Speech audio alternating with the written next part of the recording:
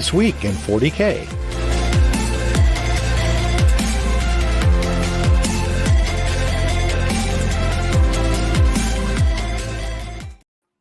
Good morning to the world of 40K. It is the holiday season, and you have yourself a Billy and a Colin at 7 a.m. Pacific on a Tuesday morning where Colin does not have to work, and he would be sleeping if he could, but instead he's here with you lovely people because you're the best community that never stops being awesome for the most part.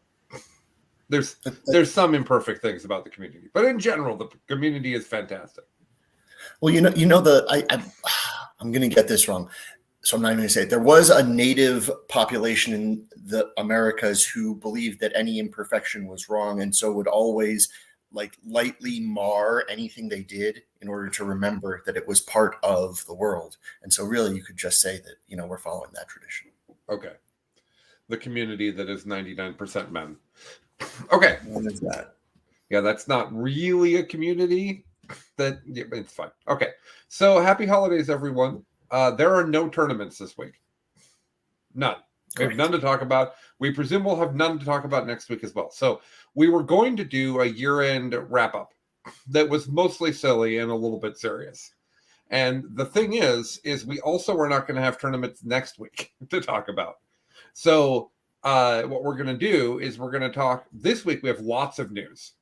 So we'll talk news, and I also know things I'm not supposed to know, but I'm under no NDA from James Workshop. So I'm just going to say things, and if they aren't already released somewhere, it is what it is.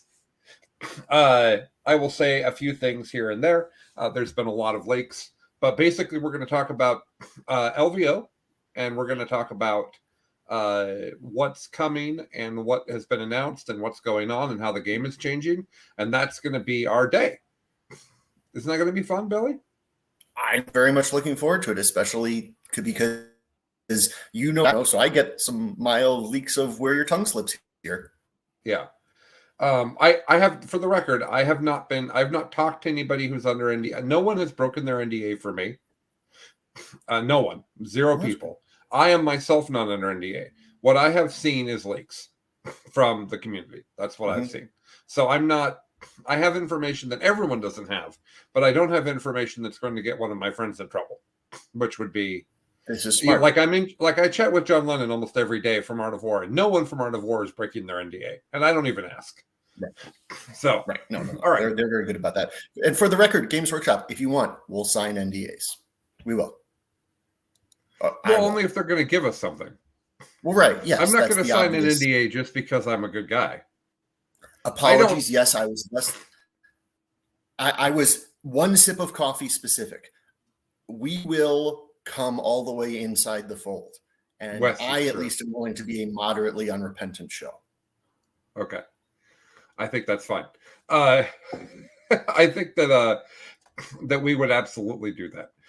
I do not sign legally binding contracts that limit my freedom without getting something in return. Now, I know that may not be how lawyers work, but that's how Colin works.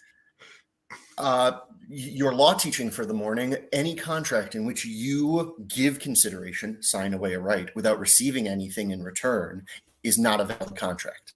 So if you just signed an NDA and received absolutely nothing in return, it's no longer a valid contract. It's lack of consideration. Contracts. But that's actually not legal advice. That is not legal advice, although as soon as I return to California, I will be able to actually be a lawyer because I've passed every test and done everything. So we're very excited about that. We are all very excited about that. Okay. So let's talk about news because we got fun stuff to talk about. Let's roll. Hold on. Indeed. I got to click my button and it's morning and I'm tired. Here we go. Our top story. The game, she is a changin'. The times, like the game, she is a changin' like the times and the tides. Best part of the Watchmen movie was the intro credits to that song. The rest of the movie, questionable. That intro was sweet. I enjoyed the Watchmen movie, though. It was fine. It just the show is amazing. The movie was good, but the intro was great.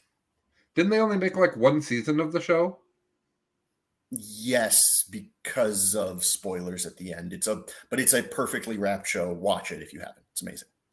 I have not seen it. The first episode bored my wife to tears. Okay. We did finish the end of His Dark Materials last night, which is of course a famous fantasy series, The Golden Compass. And the end of that is very weird. That's all. Yeah, Okay. I read the books way back when, and the way the series ends compared to the way the series begins, you would think you're reading different series. Just yeah, it's weird. And series. a lot of the time when I go back to fantasy stuff that was written in the 60s and 70s, I remember how much drug use there was. Oh, to be clear, this series was written in like the early 2000s. Was it really? I thought it was older Philip than that. Pullman. No, Philip Pullman wrote this series in like the late 90s, early 2000s. Oh, well, then he's just a crazy person. He has strong feelings about organized religion. Yes, he does not like organized religion. I would say that that's true. Okay, moving on. Big news. Where do you want to start, Billy? Let's start. Should we start with what in general is going to happen? Let me talk. Let me set the stage. I mean, I think Dan Cowden. Yeah. Dan Cowden. Stage. Have to be at work by 7:30, but no work this week. Oh, normally he has to be at. Okay, but then not right now. The next question of his, I think. Published 95 to 2000. Thank you. No, thank you, Dan. Arcs of Omen's detachment thoughts. No, not yet. Hold your thoughts. Okay, here's what's happening. In the month of January, we are getting the Guard Codex, presumably, because the Guard Codex is not actually out. You might have seen it. You might have purchased the Games Workshop product that had the book in it. But according to tournaments, it appears that it does not seem to exist. Yeah. Also, we're going to get models for 40K for Guard in January, presuming that I think we know we're getting the Regal Door, and I don't know if we have release dates for anything else. I've heard that we're getting everything in January and February for Guard, but that's a rumor and not real news. Mm-hmm. So that's Guard. But then we're getting a mission book that has redesigned the missions. Not last time, where there were missions that had minor tweaks. These are big changes. Okay. Then we're getting points. Those are big changes as well. Mm-hmm. Then we're getting a data slate that's big changes. And I have seen enough leaked from these things. These are massive changes. They are changing the game hugely. And then in case all of that wasn't good enough, we also are getting new detachment rules in the mission pack that changes how we muster armies. Yes, I used the word muster. Yesterday, someone said to me, is it in the mustered army rules? And I really liked the idea that part of the army phase is the mustard phase when you're building your army. This is the phase where I do the mustard. I like that a lot. What's your go-to mustard? It depends on the product, on what I'm eating. If I'm eating like a hot dog or like a hamburger, I just like some normal yellow mustard. But if I'm eating like a sandwich or something a little bit fancier, I like Grey Poupon. I like Dijon. Yeah, Dijon mustard on everything for me. On everything. Yeah, not a fan of the yellow mustard. Would always rather have the spicy. I do like Dijon on a sausage. Like we have sausage for dinner not irregularly, and I like putting some Dijon on that. I know that you're not a big sausage household, having a pet pig. Beef sausage exists. Yeah, it's not that exciting. No, it's not. Blue's cousins are tasty. I'm not allowed to eat them. Yeah. Okay. Spicy brown best mustard. Spicy brown mustard is not a bad mustard. Good mustard. I like mustard in general. So there you go. Okay. So the game is changing ridiculously huge.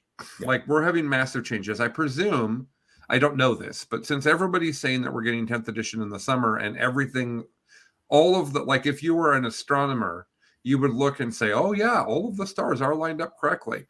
Like everything does look correct. And I think that we're getting some pretty massive reboots to the game to prepare us for that. I think we're getting set up to head the direction we need to head. So we have a lot to talk about. We're going to talk about the new detachment rules that were released. We're going to talk about all the stuff that's going to change the game, but we also need to talk about how this all affects LVO. Mm-hmm. So what do you think, Billy? Should we talk about the changes first, or or how LVL is going to be affected? I think the changes make more sense because it sets up the other conversation better. Sure. Otherwise, we're just whining for no real purpose. Sure. You want to start? Hello. Yes, I do. I want to do that. Okay. I'm not sure what that was. I always thought it was the detachment. To me, the detachments are the most interesting thing. Well, it's because it's what we know so far. It's what we know, and it's every other kind of change that we're getting is a kind of change that we've received in kind. This is like, from what I can tell from detachments and from some of my missed time when I took breaks from 40K, this is like going back to 6th and 7th, do whatever the heck you want kind of a world.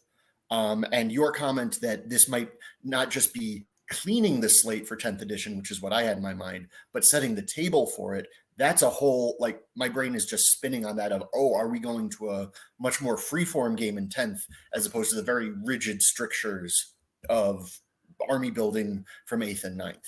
Yeah. I think there's another subtle acknowledgement here too from the game designers. I think that they understand that we don't have enough CP at the start of the game. Yeah. I think they get that. I would prefer that Warlord Traits and Relics stopped having cost. That's been my preference for months now. Games Workshop doesn't care what I think, so fine. This is another way to give people CP back, and this opens up, and we'll talk about specifically how it works, but this opens up list building variety quite a lot. And one of my big criticisms of the game over the past 6 to 9 months has been that all of the changes they've made to make the game better have all limited options. And not even over the last 9 months, but over the last year and a half, it's like, don't make psychic power decisions at the table. Don't make pre-game stratagem decisions at the table. Yeah. You only get 6 CP, so you can't take very many detachments anymore. Like, there were so many restrictions. It feels like they feel like we made it too hard to make an army. Just go make your army. And by the way, you'll get to start with more CP. And I think that's a big deal. Yeah.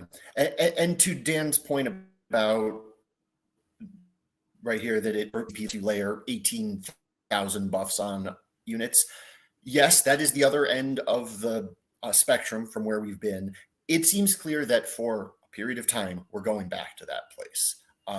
Like the guard book itself, we've talked about the Khazarkins and how this very unassuming 130 point unit with like strength 4, AP 1, damage 1. Is that what AP2. it is? Guns? AP2. AP2, okay. Can basically get to re-rolling everything, hitting on 2s, wounding on 2s, AP a bajillion, probably more damage. Okay, all right, slow it down. That's not actually what they can do, but I'm with you. Yeah, they kill whatever they shoot at for 130 points. We're going back for a period of time to massively overpowered end of the spectrum, from massive restrictions. You can only play this way with your toys. We're going to get to play with our toys however we want for the next period of time. Some people will find that fun. Some people and I don't think, I'm just going to talk over Billy now. I didn't mean to talk over Billy, but I'm going to do it anyways. I think that is a misnomer. I do not think that this gives the most broken armies more CP at all, even a little bit. Guard, I'm already taking a battalion. Don't care. Sure. Will I take more? Can I take more Lehman Russes now without super penalizing myself on CP? Sure, but the Lehman Russ spam army isn't being held back by CP. It has really good strats, so it'll be slightly harder to kill because they'll smoke launcher more often, or they'll -1 damage more often. But Guard is in 1 detachment. Eldar is in 1 detachment. Tyranids sometimes are in 2 detachments, but often are in 1 detachment. People are taking 1 detachment, and it is limiting creativity. And all of those people are starting at 6 CP before they have their reductions. They are getting no additional CP from this. None. What this does is it lets you take an army that doesn't fit the current I want CP guidelines, which are very, very limited. And there are armies that aren't good right now that are actually much more penalized than others, because there's armies that have to have multiple detachments and they don't have a choice if they want to take stuff. And there's other armies that the patrol battalion brigade being free, it isn't fair. Necron troop choices are awful. Them having to take them is hurting their list. in a lot of lists, not in every list, but in a lot of lists. So you have these situations where you have an army. Now, Necrons were plenty good enough, but you have an army that is being required to build in a certain way that isn't the best for its book, and that's the real thing here. So, Billy, why don't you explain roughly how the new detachments work? Roughly, because I have not studied it as well, but basically, you get one giant Arc of Omens detachment. Yes. You have, I believe it is one mandatory HQ, and you can, it appears up to 3 additional HQs in that. And then you select whichever battlefield role slot you want to be the required battlefield role slot. Troops, fast, heavy, elites. Troops, fast, heavy, elites. I think that's the 4 of them. And that you have to take 3 of those. And then you have a total of 6 slots of every other one. It included the 3 that you have that are mandatory. You get 3 more on top of that. So you get 6 slots of every type that you can just put in there. So essentially, unless you want to run 5 HQs or more than 6 of a battlefield role slot, you can build whatever you want in your army. Only 2 basically planes. What it comes down to. Only 2 planes. What? One of the first things I looked at. Yeah, only 2 planes. Only 2 planes. I'm not interested in playing against your multiple plane bullshit. Excuse my language. That is true. But okay, here, I actually have it up. 2 planes, you can have 3 fortifications.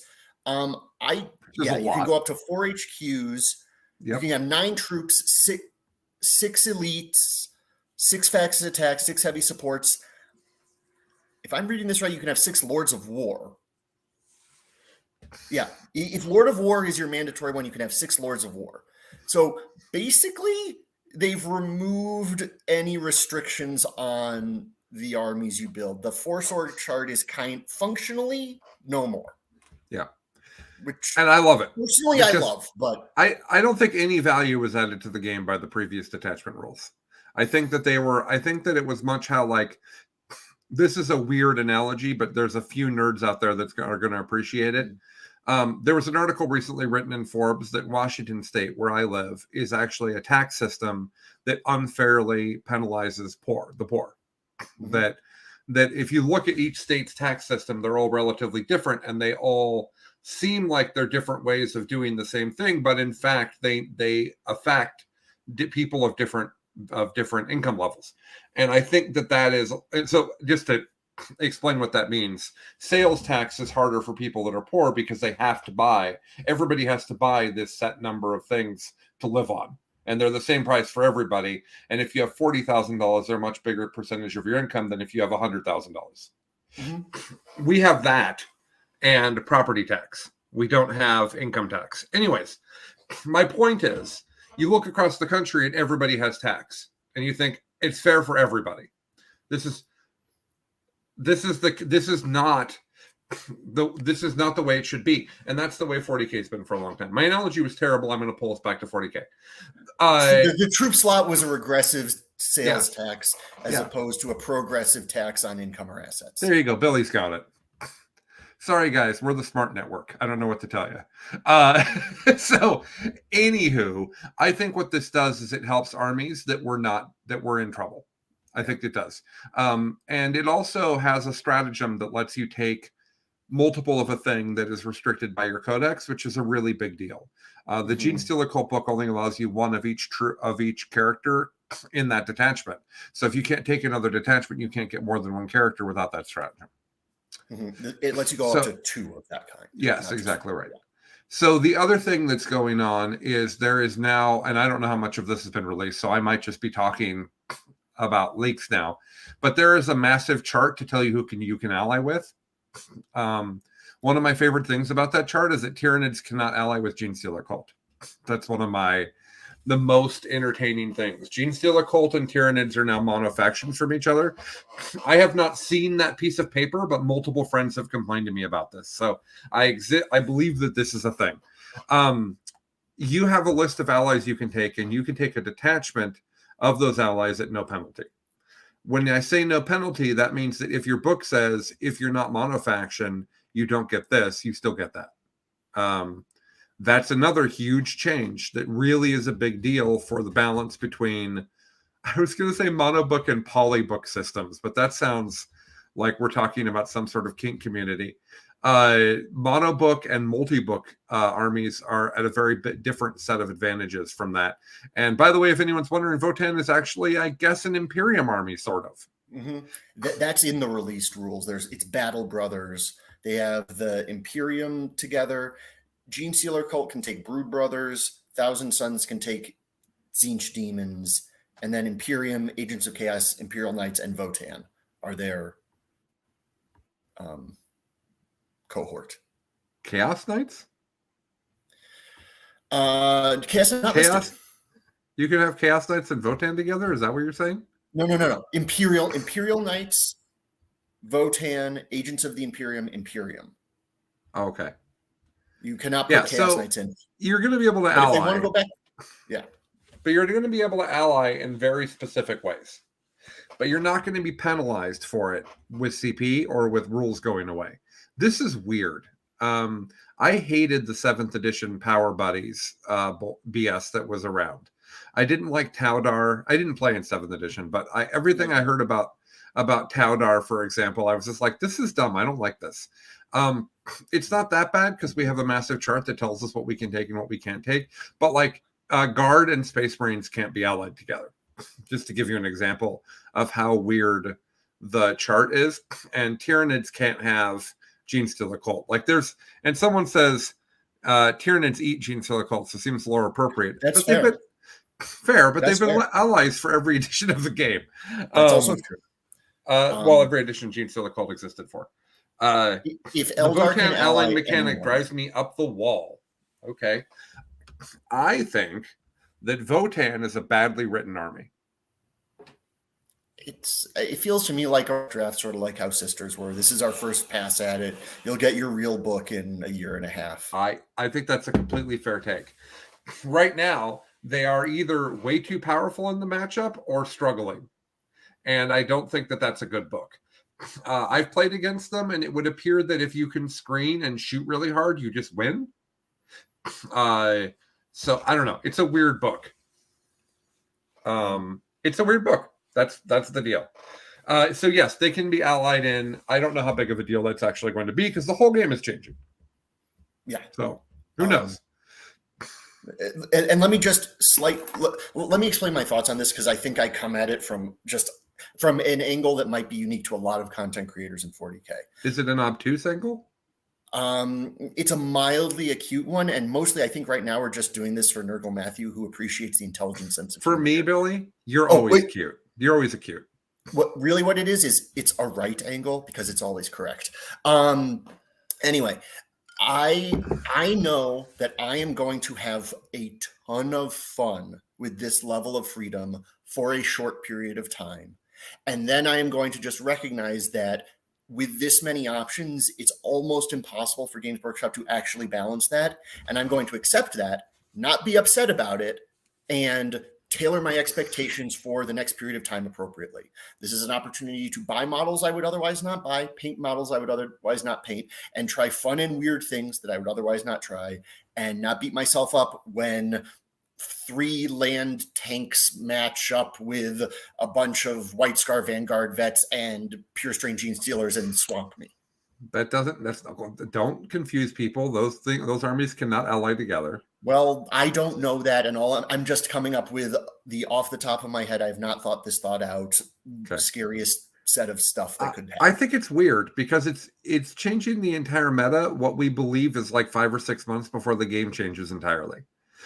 So it's a weird temporary meta we're being given. It's almost like when we're really on the intelligent metaphors. It's almost like when a company buys another company and they need to move their financial year end. So they have like a weird 4-month year or a weird 16-month year, but it's really more like they have a weird, small temporary point where we're going to play 9.75 for a while and it's going to be wild and weird. And then we're going to have 10th edition. Well, no, but I actually think that's the perfect analogy, because what if you knew, Is it? no, yeah, think about it for a second. If you knew that the game was fundamentally changing in 6 months, how many miniatures are you going to buy? Like, are you going to go out and go crazy and buy a bunch of stuff that you know is probably going to be invalidated? No, and that would really suck for GW's financials. So instead, buy all of the crap. It's Wild West. You can put all your things together, and this is the way to keep people excited about buying new things in the lead up to this other massive change. Huh, yeah, that sounds. I hadn't thought of it that way. I think you're 100% right. Dwarf Xenos Mutant Psyker along with Black Templar Crusade. Yeah, sure. You know. And then it says they cannot take a Marine librarian, but that dwarf caster is totally fine. There's going to be a lot of read very carefully what your keywords are and what the keywords allow you to do and don't. For anyone who's had to build a Ynnari list, you will have had practice doing this. Hey, we're good at this. Yeah. Okay. Also, just as a really quick aside, the fact that we now have 6 slots in a detachment let you do things with Ynnari that you previously couldn't when you had 3 because of the 1-to-1.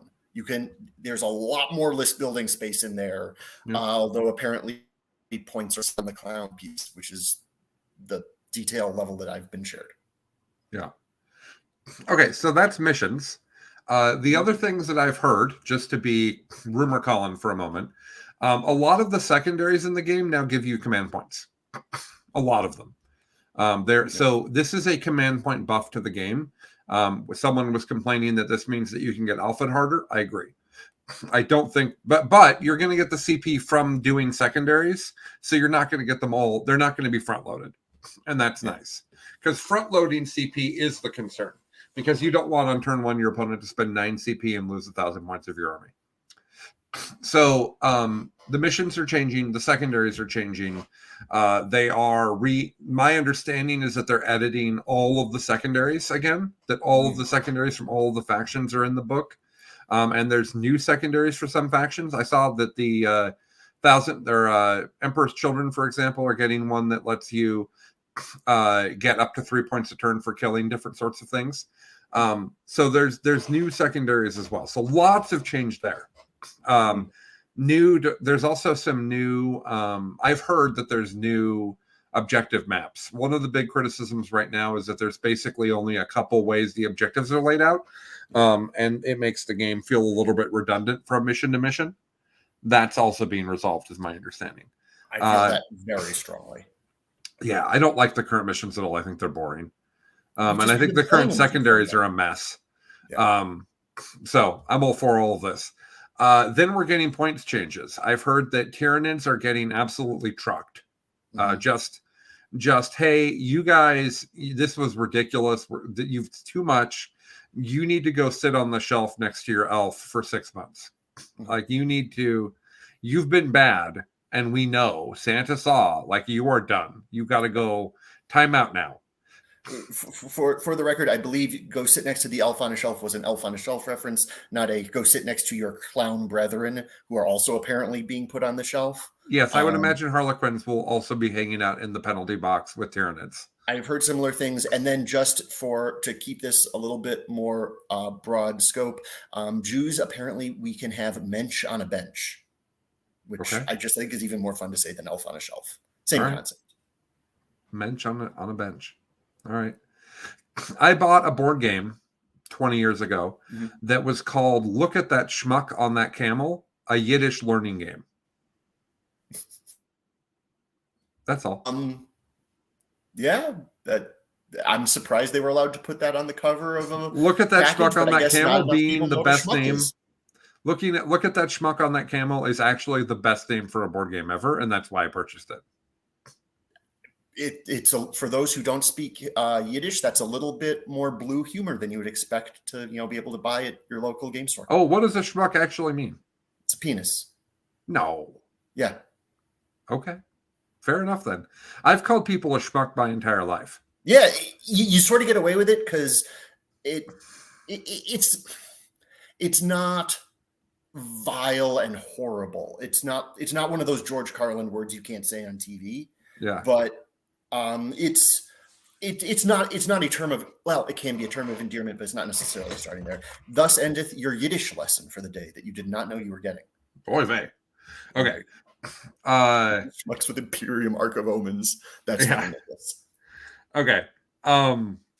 I do believe that Harlequins are going to a 5++. I've heard that from enough places that I am confident that that's a change that's happening. I do not agree with that change. I think that change is rough. But I think that change is much like the Tyranid stuff that's going to happen. I think that change is, hey, you guys were good for a really long time. We're going to let somebody else be good now for a little while. Unfortunately, I already think that Harlequins were going to have a really hard time with some of the newer factions, but fine. Yeah, if you're good for a year, you don't get to complain when you go in the penalty box. Why does Chuck say Harlequins on a Palanquin no more? Oh, free girls chat in your city. Thank you, sexfine.info. That's very helpful. I'm going to go ahead and block this person. I'm mildly impressed that we're big enough to get... Oh, I totally just blocked the wrong person. That's super awkward. You got sexfind.info blocked. Okay. Sexfind.info. Get their name right. We want to be respectful. And we're going to presume that it's they. We don't know the gender of the sexfind.info bot. Mm-hmm. Okay. That sounds like I was being mean about the gender thing. I'm actually very accepting of that. Yeah. So yeah, Tyranids wrecked, Harlequins wrecked, is basically what everybody is talking about and the rumors that people are showing. Marines, also all armor of contempt gone. Yeah. From everybody. I am also confident that this is a thing that has happened from the leaks that I have seen. Consistent. What's that? The other leaks have bounced around on topics. That one's been in every single leak. So either they're agreeing with each other or it's true. Armor of contempt is a terrible rule. It is designed. It is designed with the best intentions. Yes. We're going to presume altruism here. They had the best intentions. Yeah. Unfortunately, it feels awful and it requires additional math. And people are not good at math. No. So I have regularly had to explain, as people do the math that I'm playing against, that you don't get cover twice and you don't get armor of contempt twice. Because they end up putting the modifiers in multiple places while they're doing the math. And you're just like, no, stop.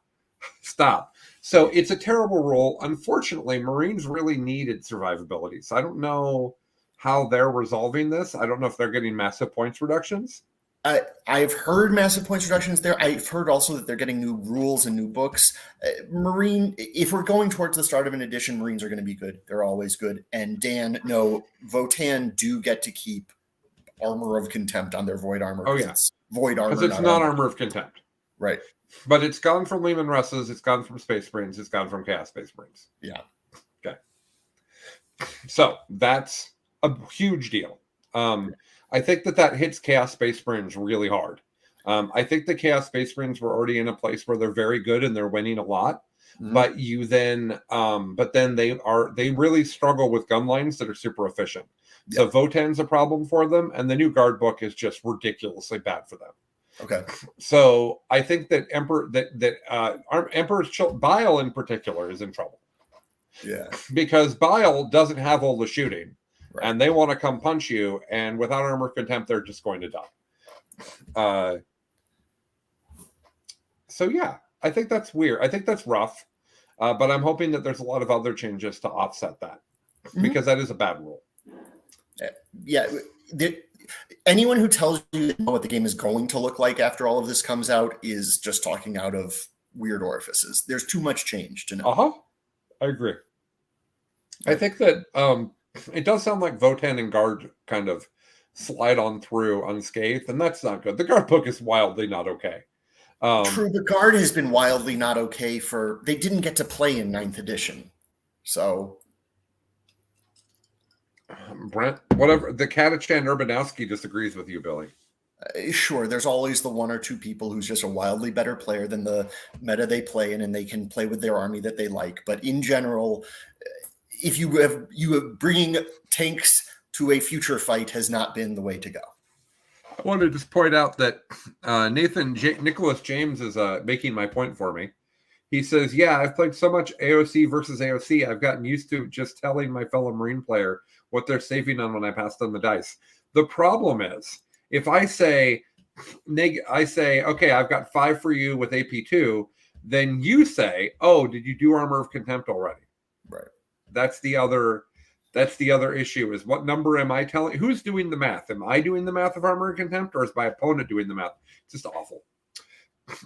So that's all happening. So lots of points changes, lots of data slate changes. Game is changing entirely. And that brings us to LVO. Yep.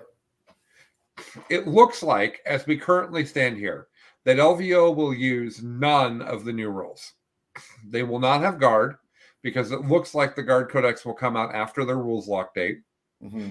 So no guard, no data slate, no missions, no points. That's what it sounds like for LVO. To their credit, it sounded like there's a possibility of flexibility, and none of this is locked. It's not. It's not locked. Yeah, I'm going to put in the notes at the bottom of this the post that FLG put up yesterday on Facebook with the links to all of their things. I would refresh that pretty regularly. Yes, I agree. It depends on when this stuff comes out. Yeah. But I'm telling you that the new game will not be played at LVO, because it will not have everything. Yeah. And that's Frontline doing the best they can do. I think this is a really hard situation.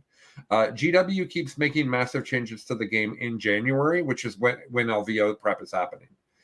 What I hate deep in my soul is that we don't know what's happening at LVO, so you can't prep. And I think there's a lot of bad things happening here that are not Frontline's fault. They might be Games Workshop's fault, but they're not Frontline's fault.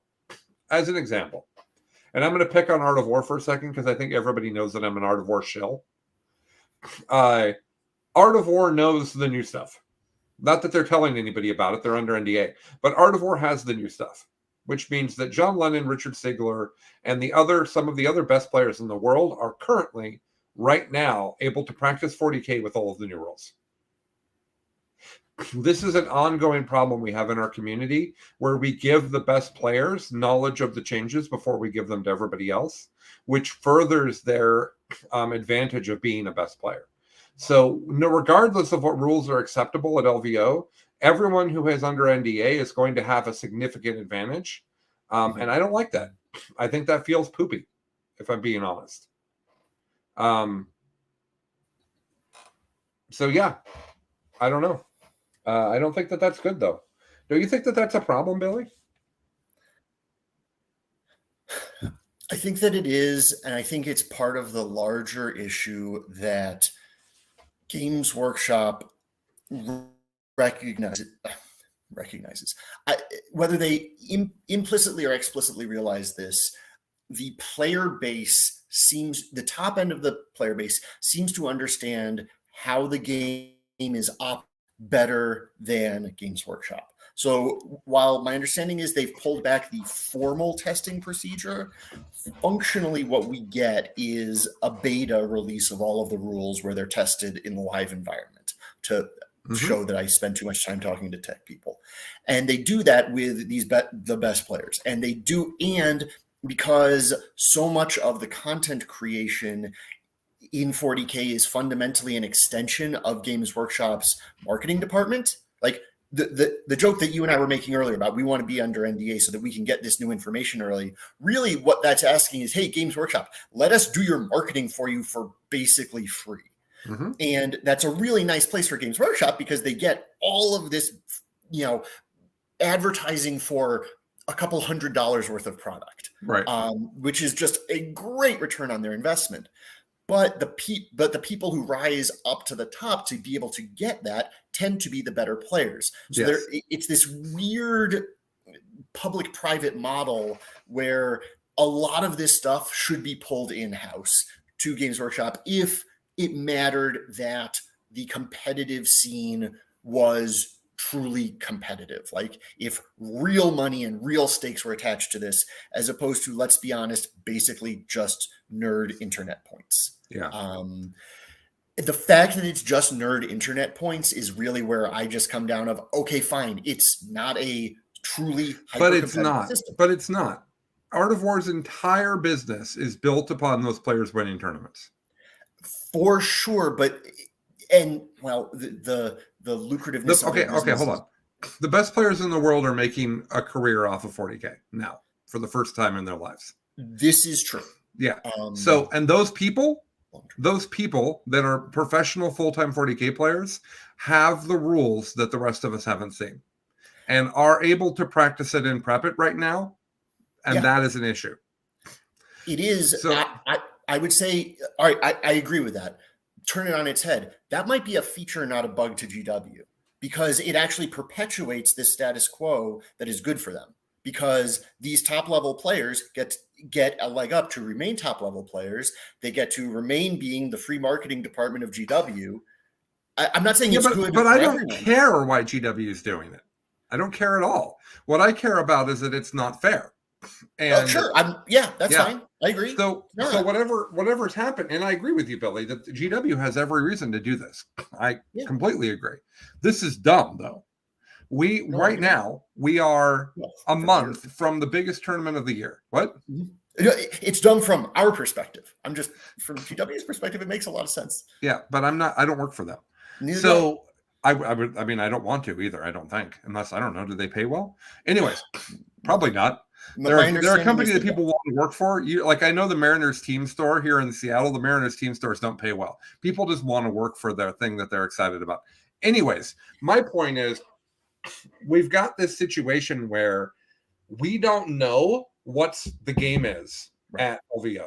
That's 100% true. We don't know that, and so we can't practice. I'm not going to LVO, partially because of this wild chaos, and I'm going to do something cooler than go to LVO, which I'm about to tell you about. Ooh. So insert they do not pay well, someone says. I bet they don't. I know the story. It doesn't matter.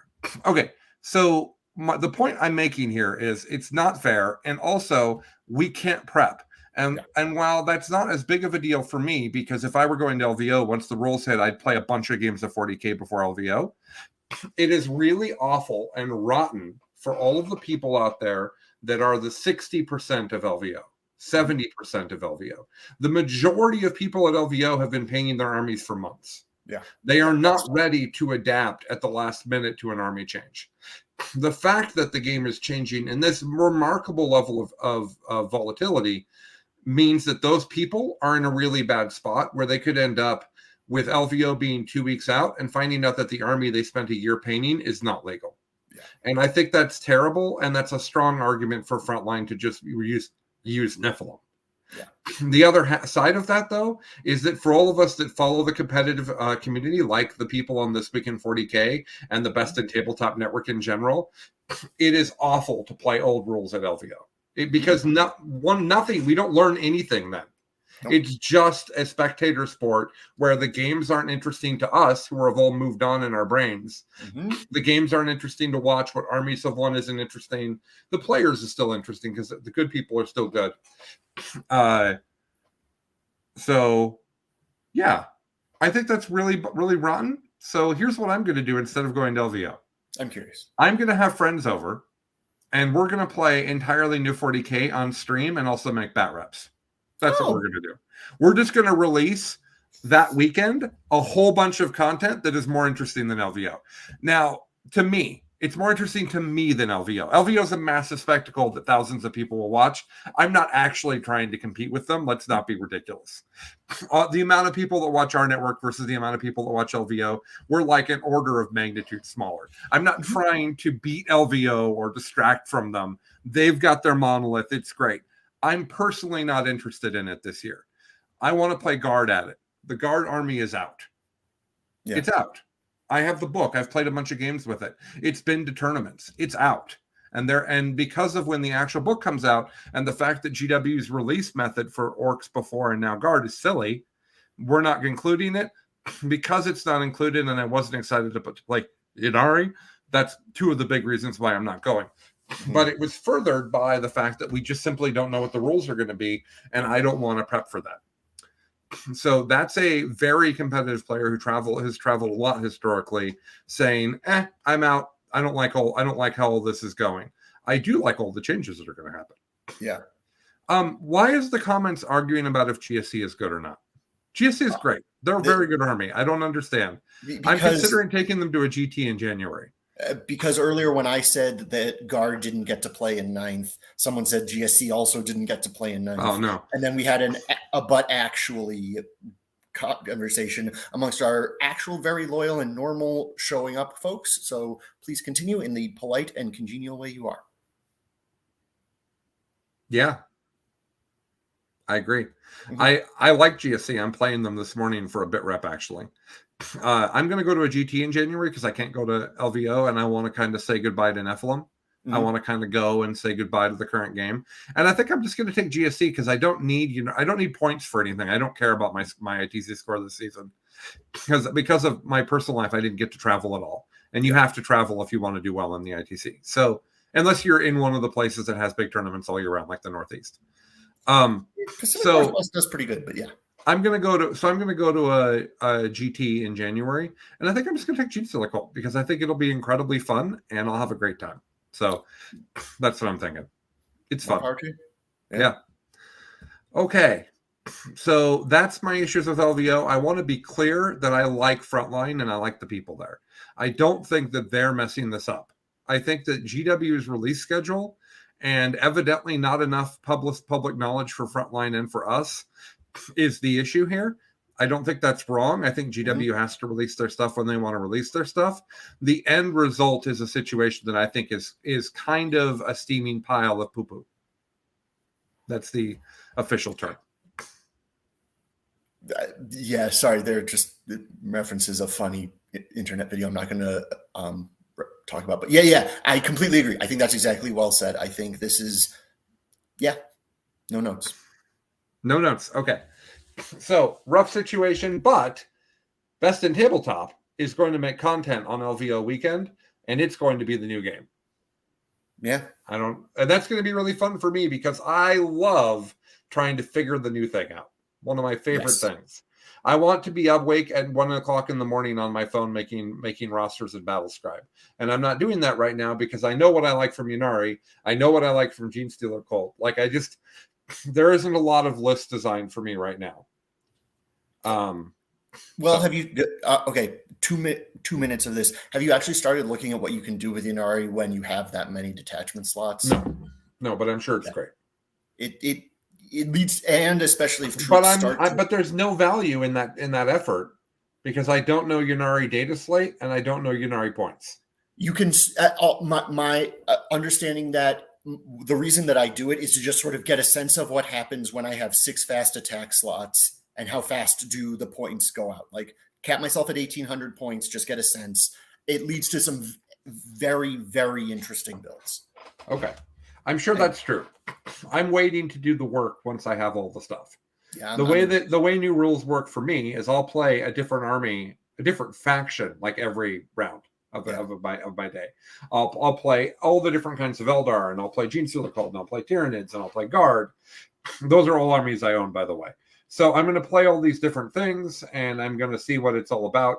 Chuck will bring. Last time when 9 came out, Chuck brought like 6 armies with him. Like we'll really get at it. We're going to have Chuck, Hank, Zach, Michael Timpey. We're going to have we're going to have a room full of GT winning players trying to figure this out. Are we Art of War? No, we're not. But we're quirkier than Art of War, and that matters a lot. And the important thing in this stage of it is to try things out. Is to just, I think this would be fun. Let me see if it works. Yep. And then if it works, don't just dismiss it of, it went up against something bullshit. Try to figure out why it worked, because that's how you get some of the armies that otherwise wouldn't have shown up. Yep, you're right. Okay, I think we did a good job. I think this was very enjoyable. Let me very quickly reference 3 types of things that were released in terms of what's new. Okay. There's a new Azrael Primaris guy. Yep, he's awesome. Space Marine battle boxes. Almost always a good deal universally. Yeah, and then some really old Marines that are going to be made to order. Okay. That's now you know everything that happened in the last week. Okay. Before we wrap up, I'm going to tell a Christmas story. So, this has been a weird year. Christmas Eve morning, Christmas morning? Christmas morning. Christmas morning, my kiddo went in under the house where our utilities are and discovered that the hot water heater was overfilling from the top and there was water all over the floor. Now, we overdid it on Christmas a little bit, so seeing a 1,000+ damage thing in my house on Christmas morning did not put Colin in the best Christmas mood. Fine, though. We turned it off. We have multiple hot water heaters because our house is really long and it doesn't work to have them all in the same place. So we don't have hot water in the master bathroom, and we can't run the dishwasher, which is terrible after doing Christmas dinner and having a whole bunch of people over. But we'll be okay. I'll always make more money. I'll fix my hot water heater. Everything's fine. The next morning I get up. I'm the first person to rise in the family. On the second day of Christmas, my house got for me a loud water running noise. Homeowners, have you woken up to a loud water running noise before? Because it is terrifying. My wife said, "Oh, I poo a little," which I thought was really funny. So I'm in the master bathroom and it's loud. And so I quickly walk down the hallway into the laundry room where it is really loud. Okay. And Stephanie thinks that the water intake for the washing machine is leaking. Oh boy. And our washing machine is set in and I can't get it out. I'm downstairs. I turn the heat off for the entire house to make sure that the HVAC is not making the noise. Turns out on the outside of my house, there is a water spigot that's just on. Oh, okay. Did someone come over and turn it on in the middle of the night? I don't know. But that's weird. So I turn it off. The story ends. At least the water's on the outside of the house, not the inside of the house, like your last 3 or 4 stories. That's true. Dan says loud water running is a horrible sound to wake up to. You're right. So this is all interesting and fun. But I go on Facebook, and I have one friend whose house was robbed on Christmas Eve.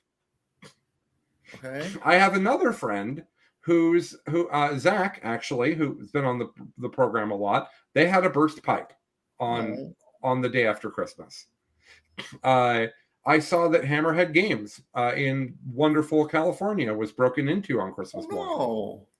So a lot of really bad pooey stuff. That's my word for the morning. A lot of bad fecal matter happened around Christmas. And it was just weird, and it made me kind of grumpy. And so here's what I want to say. I grew up in a family that didn't get along. I now understand at 43 years old that my family is a collection of neurodivergent people that don't actually know how to interact with each other very well. Sure. We fought a lot, but on Christmas, my parents made it very specifically known that everyone was nice to each other. And our extended family came over and everybody was nice to each other. And so, especially for a kid whose birthday was right before Christmas, December has always been a big month to me. I love the lights. I love the music. I love the stupid Christmas specials. We watch some absolutely train wreck, awful Christmas movies with my kids. There are too many versions of the Grinch, people. I'm over them. I don't want to watch any of them anymore. Stop making Grinch movies. The original was perfect. What? The original was perfect. And there's like 4 of them for no reason. Yeah. The Jim Carrey one's not even good, and I love Jim Carrey. Anyways, I was raised with 2 things for holidays. Make a huge deal about someone's birthday, because most people go through the world never feeling like they're special. Celebrate Christmas, whatever holiday you celebrate in December, celebrate it, and make sure the people in your life know that you care about them, and make sure that they know that you're appreciative of all the good things going on in your life. Yesterday, I called some family members that I haven't talked to in a long time, and I told them that I care about them. And nice. That made my Christmas feel better. So if you're like me and you've had some bad luck and all your friends appear to be having bad luck as well, try not to focus on that. We're in a season where lots of people have time to spend with their families, get to see people they haven't seen in a long time. Please focus on that. We here at Best in Tabletop adore you all. This is the best community that I've ever been part of. And we hope that you've had just a wonderful holiday season and that your New Year's is great. We'll be back on the 3rd. We'll be back on the 3rd of January to do a mostly silly and somewhat real recap of the year. It should be a hilarious good time. We're going to have a great time of it in January. So thank you all. Happy holidays. Quick teaser. In January, I will be launching Better Human, Better 40K, which will be the beginning of a community-based health kick where I will be trying to help gamers and myself not be unhealthy fools. That is a thing that's happening in January. It is a massive change to my life, and I need your guys' support. So I will get your support in the way I always have, by talking to you and telling you what's going on with me and being vulnerable and trying to be funny. That's what I'm going to do. So January, we've got new stuff coming to the network. We've resolved some of our procedural issues that are stopping us from creating content faster. It's just going to be great. So happy holidays to everybody. For this week in 40K, he's Billy. I'm calling because somebody has to be. Please let everybody know that we exist. We want the biggest audience we can get. Appreciate you all. Bye now. We'll see you next week. Have a good one. Happy New Year.